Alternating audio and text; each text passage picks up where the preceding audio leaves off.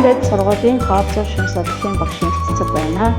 Тухайн хоол зүйн шин судлалын хөтөлбөр нь хүн амын хоол тэжээлийн байдлыг судлан үнэлгээд өгнөж мөн зохистой хоолтын талаар онцлог болон дадлагын эзэмшгээд оршиж байгаамаа.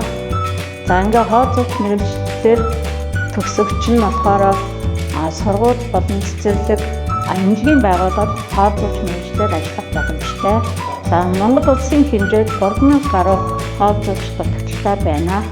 Өмнө нь ихтэй сургууль өөр мэргэжлэр төгссөн хүмүүс хөрвөн сургалтах боломжтой. Тэндагийн дэд сургуулийн хоол зүйн шин судлалын хөтөлбөрөөр суралцахыг оюутан залуус та бүхнийг урьж байна.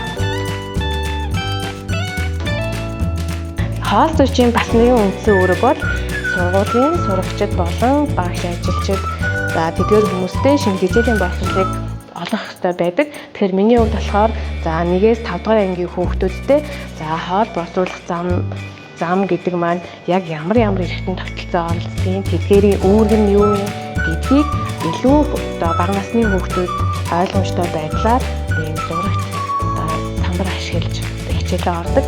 За сайн байцгаана уу? Та бүхэндээ энэ өдрийн мэнд хүргэе. Намайг Батцөхийн Наран гаруй гэдэг тус сургуулийг 2025 онд хоол зүйн шин тэжээл судлал мэргэжлээр суралцаад төгссөн. Одоогоор нийслэлийн ерөнхий боловсролын 141 сургуульд хоол зүйч албан тушаалд ажиллаж байна. Сургуулийн хоол зүйч өдөр тутамдаа яг юун дээр илүү төвлөрж ажилладаг вэ гэхээр тухайн хүүхдийн өдөр тавхастай ноорон ишлэг шинэ тэжээл эрүүл тэнцвэртэй хоолтыг төлөвлөх нь хамгийн чухал байдаг. Тэгэхээр ийм төлөвлөлт хийхийн тулд тухайн сургууль цэцэрлэг дээр заавал мэргэжлийн хоол зүйч байх шаардлагатай. Энэ хоол зүйч маань өөрөө хоол үйлдвэрлэлийг өдөртөн зохион байгуулад зөв чиглэлд хүргэдэг.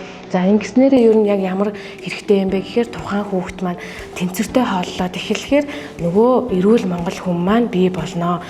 Монгол улсын хэмжээнд бүх сургууль цэцэрлэгүүд хоол зүйчтэй байх ёстой гэсэн хуулийн заалт байдаг.